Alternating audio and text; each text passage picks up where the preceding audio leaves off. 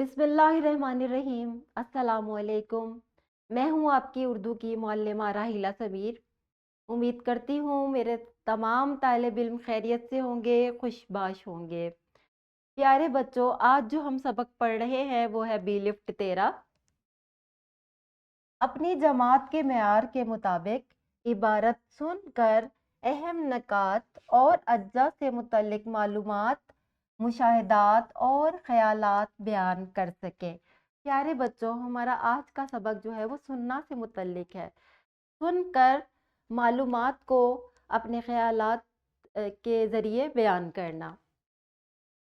इससे पहले कि आज के सबक का आगाज़ किया जाए, ये सरगर्मी है जो कि आपने अपनी किताबों पर करनी है। उम्मीद करती हूँ तमाम तलबा ने ये सरगर्मी कर ली होगी। आज का जो हमारा सबक है वो सुनने से मुतल्लिक है। इबारत सुनकर अहम नकात और अज्जा से मुतल्लिक मालूमात, मुशाहिदात और ख्यालात बयान करने के लिए ज़रूरी बातें। तो सुनना जो है वो बहुत ज़रूरी है। सबसे पहली बात तो ये है कि आप इबारत को गौर से सुने, इबारत को तवज्जो से सुने और इर्द गिर्द की बातों की तरफ ध्यान ना दें। अगर आप इबारत सुन रहे हैं तो उसे गौर से सुने, इर्द गिर्द से अगर कोई आवाज़ आ रही है उसको ना सुने, वरना इबारत आपको समझ में नहीं आएगी। अगर आपको कोई कहानी सुनाई जा रही है या वाक़या सुनाया जा रहा है तो उसे गौर से सुने, और कोई अगर इसमें मुदाखलत करे, बोलना शुरू कर दे तो उसकी बात पर तवज्जो नहीं दें, इबारत पर ही अपने तवज्जो मबजूल रखें। दूसरा असूल ये है कि सवालात बनाएं और इनके जवाब दें। आप इबारत को गौर से सुने और इसके मुतल्लिक सवालात बनाएं। जैसे कि अगर आपने कोई कहानी सुनी है, कोई ऐसी इबारत सुनी है जिसमें कहानी मौजूद थी कि एक जंगल था, उसमें बहुत सारे जानवर थे। इन किरदारों के मुतल्लिक जहन में रखिए कि कौन कौन से किरदार थे, इन्होंने आपस में क्या बातें की, और जो कहानी आपको सुनाई गई है इसका मकसद क्या था। तो ये बात आपने जहन में रखनी होगी। इबारत सुनते हुए उसकी अहम बातों को नोट कर लें, इबारत का मरकजी ख्याल होगा। अगर आप इबारत की अहम बातों को नोट कर लेंगे तो वो बातें आपके जहन में महफूज हो जाएंगी, और जब आप उन्हें बयान करने लगेंगे तो आप बहुत आसानी से बयान कर सकते हैं।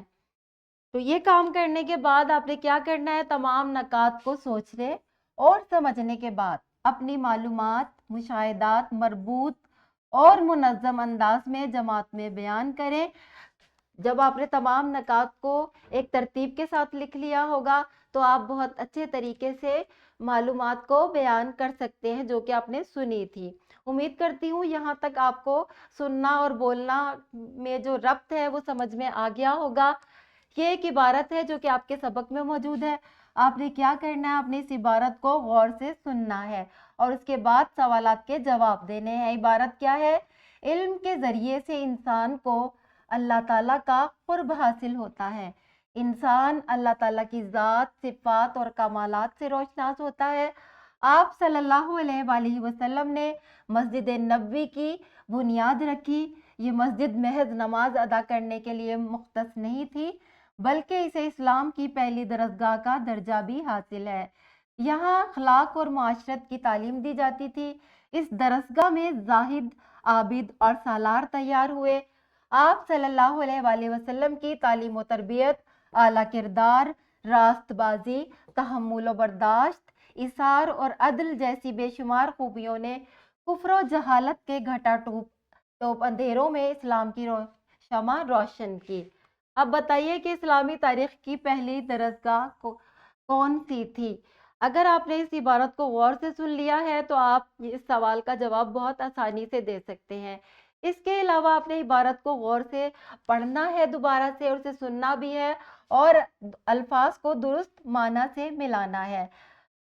इस सबक को मुअल्लिम से मुकम्मल सुनने के बाद मुनासिब ग्रोहों में तकसीम होकर मस्जिद नबी सल्लल्लाहु अलैहि वसल्लम के मुतल्लिक अपनी मालूमात और एहसासात का इजहार कमराए जमात में करना है, ताकि आपको सुनकर अच्छा बोलने की आदत हो जाए। और अच्छा बोलना जो है एक कमाल है। अगर आप अच्छा सुनते हैं तो आप अच्छा बोल भी सकते हैं।